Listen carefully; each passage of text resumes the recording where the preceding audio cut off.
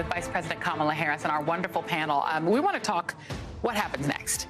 We are awaiting a ruling on the idea of whether mifepristone can be banned. There is a Texas federal judge who has said it should be banned. What are the implications if that ban stands up to Supreme Court scrutiny? Joy, the implications are profound. So let's step back and understand. Essentially what this lawsuit is doing is attacking the ability of the FDA to determine what is safe and healthy for the American people to use, as has been prescribed by a doctor. Now, contextually, understand the FDA has been doing this for 80-plus years.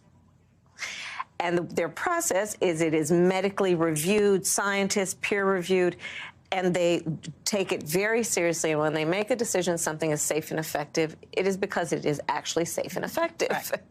Mifepristone, they made that decision about that medication 20 years ago. Right. And it has been proven to be safe and effective for its prescribed use for those 20 years.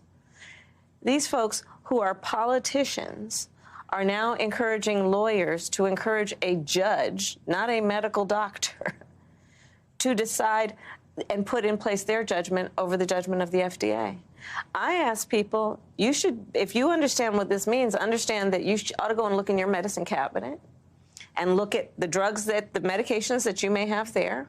Could be anything from insulin to what you need for blood pressure, chemotherapy drugs are arguably up to attack. This is so wide-sweeping and wide-ranging in terms of the implications. And it is also another example of how we are in the midst of a healthcare crisis, where we are literally at a place where politicians urging lawyers, by the way, they forum shopped in finding that judge, are trying to replace the decisions of medical professionals about a medication that is prescribed and is safe and effective for its use. The implications are frightening. So we're fighting this at the moment state by state. It could soon, though, be national. But let's start with state by state. Rachel Sweet. Yes. You are headed to Ohio. Yeah. How do we do this state by state? Yeah, so I'm really honored to be working with the team over at Ohioans for Reproductive Freedom. Please check out their website, ohioansforreproductivefreedom.org. But as we were discussing before the break, abortion ballot measures went 5 for 5 in 2022. We know that if the American people are given the opportunity to vote on this issue, they will stand united and protect the right to abortion. The problem is our opposition also knows that. And so instead of just attacking abortion rights, they are also waging war on direct democracy, on the initiative petition process, on the ability of states to even put this issue to a vote in 2023 and 2024. Ohio is a really great example. In August, voters will have the opportunity to vote on issue 1, which is a constitutional amendment that would make it so that all future ballot measures must pass with a 60% majority instead of a simple majority. And that was placed on the ballot specifically to make things harder for the reproductive freedom measure in November of 2023. So it's just a good reminder for all of us that there is so much intersection with these issues, with voting rights, with direct democracy. And we have to use every single tool in our toolbox to make sure that we protect our rights. And Annie Reneau, how do we have these conversations with people who have a moral objection to abortion? I think that the key is really keeping it in that realm of the right to medical privacy, which is what Roe was really about to begin with. My daughter had a ruptured appendix a couple of months ago, had a surgery, had an abscess come back like a couple of weeks later, had a second surgery.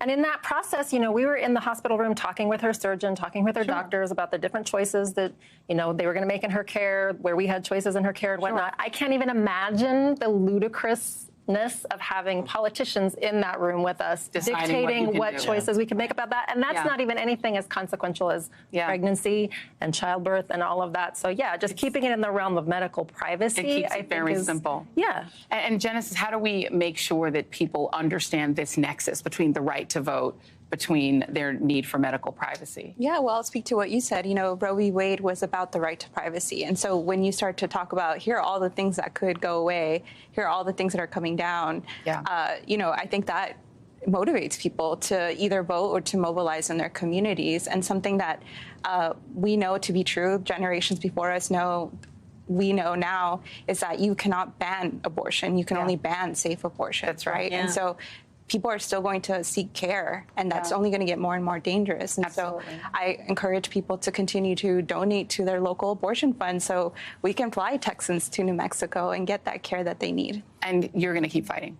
Yeah, we're just going to keep opening clinics. We're just going to keep, every time they close them down, we're You're just gonna gonna open keep another opening one. them up. Yeah. And- But we've opened 3 in a year's time, so we're just determined that women are going to have access no That's matter right. what. Amen. That's the whole thing. Freedom is very hard to take away from people, Vice President Harris. It makes people focus. They're focused. Yeah. How is the administration going to respond to this moment? Well, on the mifepristone issue, for example, we are fighting in the courts. We're going to keep fighting because we also know that the majority of folks who receive this kind of care receive it through mifepristone.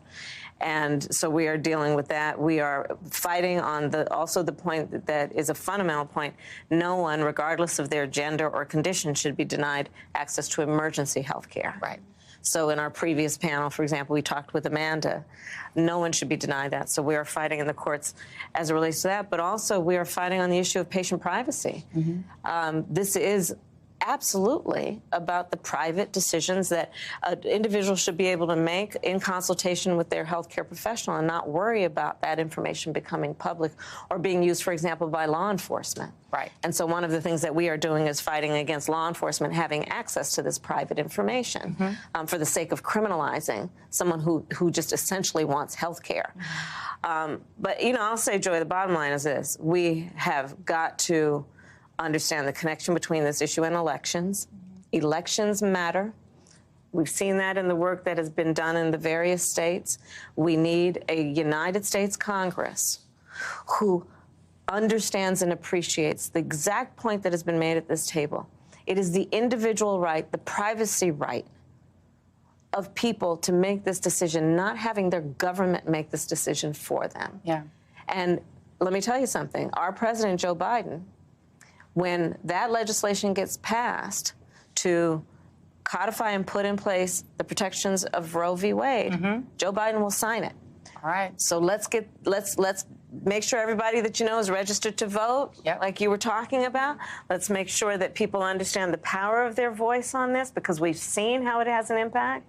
And so much of this discussion that you brought us together for is about really fully appreciating that this is not some conceptual issue. That's right. It's about That's right. real people That's right. every day That's right. who, for the most part, are silently suffering. And Yeah. we as a society that should care enough to vote. Amen. Well, I want to thank, on that note, amen. You can get an amen even though it is not Sunday. Thank you. I appreciate that. Tell your neighbor. Tell your neighbor. I want to thank the Honorable Kamala Harris for making the time. Vice President of the whole United States, who came and sat at this wonderful table with us and all of our incredible guests tonight for this very enlightening discussion. That is tonight's ReidOut from Dallas, Texas. Thank y'all for tuning in.